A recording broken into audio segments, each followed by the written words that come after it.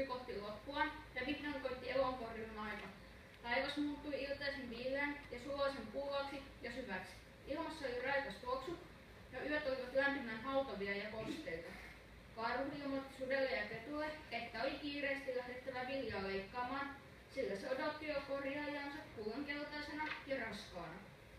Vaikka ketun ei olisikaan tehnyt erikoisen mieli työhön tällaisena kauniina päivänä, jolloin tiheiköt pyrisivät täynnä metsonpoikasia, täytyy sen kuitenkin tutella karhua, josta oli tullut tiukka isäntä. Eikä se siinä työn touhussa keksinyt yhtään meruketta, jonka varjolla olisi voinut pysytellä laiskana, vaan sen oli hikihatussa leikattava viljaa toisten rinnalla. Vasta sitten kun viljaa ryhdyttiin ajamaan riihen, se sai istua kuorman päälle keksittyä, että sitä, joka taakseen katsoo, heitetään kivellä. Karhu ja susi arvelivat, että lienee se totta, eivätkä uskaltaneet vilkuilla taakseen. Saatiin sitten vilja ajetuksi ja riihen ammetuksi. Riihi lämmitettiin ja kun vilja oli kuivunut, alettiin puida. Mene sinä tuonne parsille, kun olet näin kepeä ja lykkää lyhteitä lattialle, että pääsemme puimaan. Kun olet niitä kylliksi alas heitellyt, niin tulet sinäkin puimaan. Kettu totteli mielihyvin mietiskellen, miten pääsisi raskasta varstaa heiluttamasta. Se heitteli lyhteitä lattialle aika läjän niin, että pölisi. Aivastaa pärskäytti ja samalla pudotti yhden parren karhun selkään.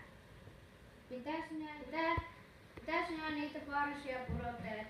Joudun vain kiireesti puimaan, johon lattia on aivan täynnä. Hyvä kuulaseni.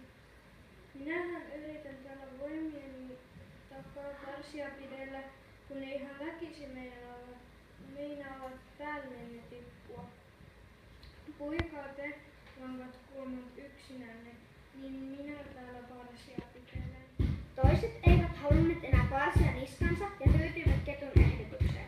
Niinpä Repo makaili koko riihen puinti ajan lämpimillä parsilla, heittäen alas lyhteet ja silloin tällöin ilkeyksissään jonkun parrenkin.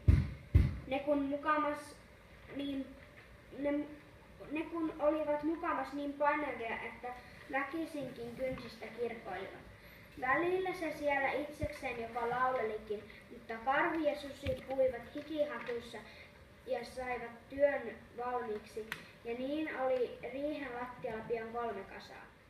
Yksi valtaisen suuri kasa olkia ja yksi kasa ruumenia ja 3 pieni kasa jyviä nähdessään toisen väsymyksen.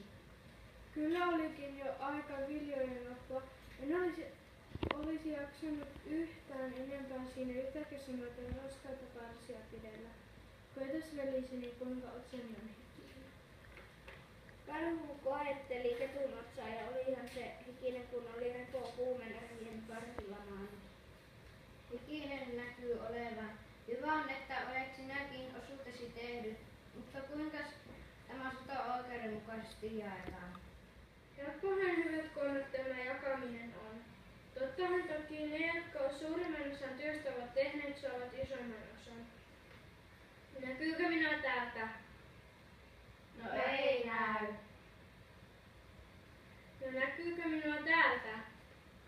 Ei näy sielläkään. Entäs nyt? No hyvin näkyy. Tästähän tämä jakaminen mukavasti selviääkin. Annetaan isoimmalle isoin kasa, keskimmäiselle keskimmäinen ja pienimmälle pienin. Sitä vastaan ei kenelläkään pitäisi olla mitään sanomista. Eipä ole, ei.